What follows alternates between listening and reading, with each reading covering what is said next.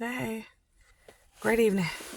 I am sitting here on this Monday evening, January 6th, giving y'all my truth.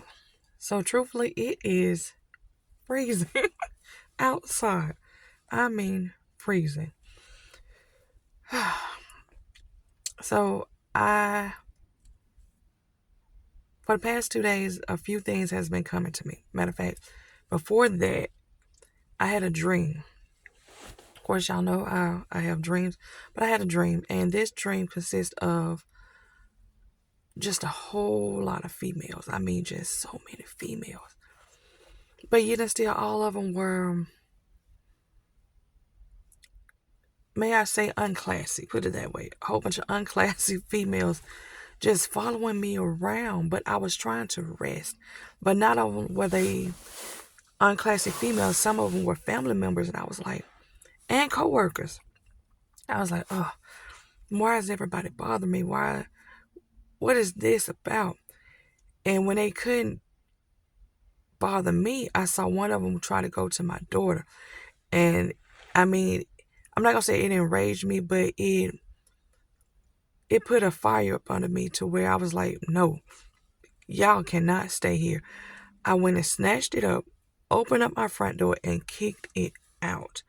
And when I kicked it out, I was like, okay, now I can rest. Now I can kind of relax. But they just kept coming for me. I was like, why are y'all coming for me? What is it that y'all want? What are you? It's like they were trying to follow me. They were trying to see what I had going on, imitate me. They were trying to might as well say, get the tea. Like, they wanted something. And when I went and gave it to them, they just kind of lingered around until it was finally, I was like, bump it. I'm not resting no more. I can't rest because y'all won't leave me alone. So, but that's how I felt in that dream. But there was a female and she was in some water. But when I came out, well, it was two different females. One female was in water, another female, she was with her husband, what looked to be her husband. But she was getting ready to give birth. Both of them were giving birth. One was giving birth in water, and the other one was giving birth. Um, it's like she was in labor in a chair. And he was the husband, or I'm gonna say husband, was trying to get her to push, and I was like, no, no, no, no, no.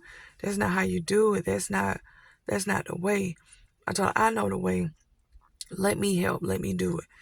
And then the other one, she was giving birth in water, but I really can't, like, that understanding of her giving birth in water still is just like a to me. So after that being said, um, after she gave birth, I kind of just, I rose out. Well, before she gave birth, I woke up. And then I went forth to my job the next day. And Lord and behold, just, I worked with a lot of females. And it was just confusion. And I was like, no, this confusion is not a part of who I am. Yeah, I see these women. Yeah, I understand that they all are trying to figure out their way in life. But I'm not the one to for them to follow around and confuse. They're not going to confuse me. I'm not going to let people confuse me anymore. And when I realized that I didn't have to let no one confuse me anymore, I didn't have to be a part of confusion anymore.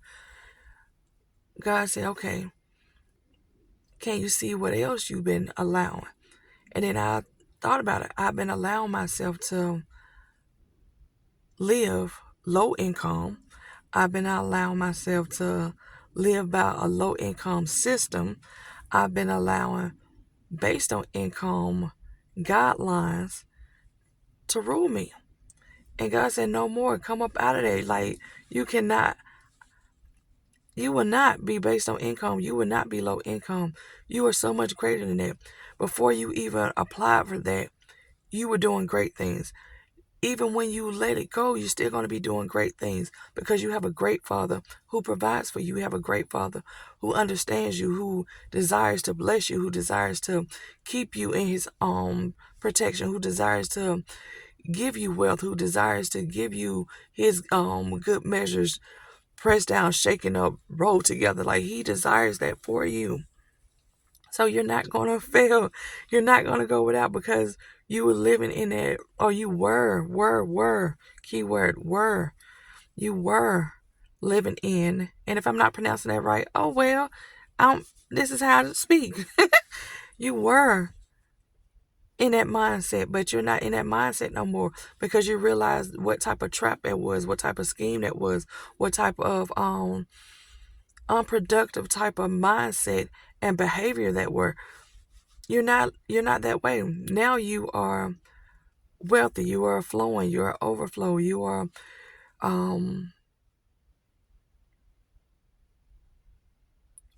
what is it? What am I now for?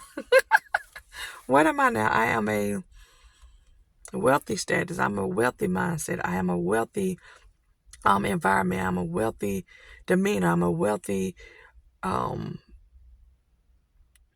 speech. I'm a wealthy body. I'm a wealthy actions, wealthy demeanor. I'm wealthy in everything that I do. I'm no longer low income, base income. Listen, I am income. I am wealth. I am great. So I thought, I was like, yes, yes. Previous 5 years, I was low income based on income. The next 55 years, I'm going to be wealth income, abundance income, multi-million-dollar income, multi-hundred-dollar, million-dollar income. That's what I am now. I am no longer low income. I broke that off of me. I broke the inconsistency of going forth to a job, going forth to gain wealth. I listen. Every chance the enemy thought that I was just gonna rest, I got right back to it. Doubles, rest. Singles, rest. Doubles, rest. Doubles, rest. Doubles, rest. Singles, rest. Double rest. I was at it, y'all, because that was what helped me to break that cycle. I broke that laziness. I didn't need rest. I need a little bit of it, but it wasn't a lot. And then I realized I had more energy when I was going to work than I was if I was just doing a regular shift and going to my apartment and doing nothing. Or yelling at kids. My apologies. Picking kids up from after school activities. And I still do that now. Even with the schedule that I've been on, I still do it. Because I haven't been distracted. I haven't allowed outside things to distract me. I had a person who has been teaching me some great things, and she was like, hey, take all those outside interferences that's trying to come into your space, all those distractions, all those things that you don't need. She said, and when you do that, push it out to where it needs to go. If it's stress, push it to God. If it's worry, push it to the word. If it's whatever, push it out. Send it to the people where it's supposed to go to, the places where it needs to go, so that way you can be who you need to be. You won't be distracted. You'll be focused. You'll get so much more stuff done. And I've been doing that. I haven't let distractions in. So it's been so much better. It's been so much better. I'm thankful. I'm appreciative. Um, I'm humble. I'm extremely humble, and I'm extremely thankful for this level of grace, for this level of prosperity, for this level of forward motion. Like I'm thankful that I'm going forward in my motion. It was needed. It was necessary. I'm thankful that God is pulling, ushering you all forward too. I'm thankful that you are no longer in a stagnant place, that you're no longer in a neutral place, but now you're in a forward motion. Thank God for forward motion. I'm thankful that you all are listening. I'm thankful that I was able to speak. I'm thankful that I would keep speaking. I'm thankful that many of ears will hear and receive this word.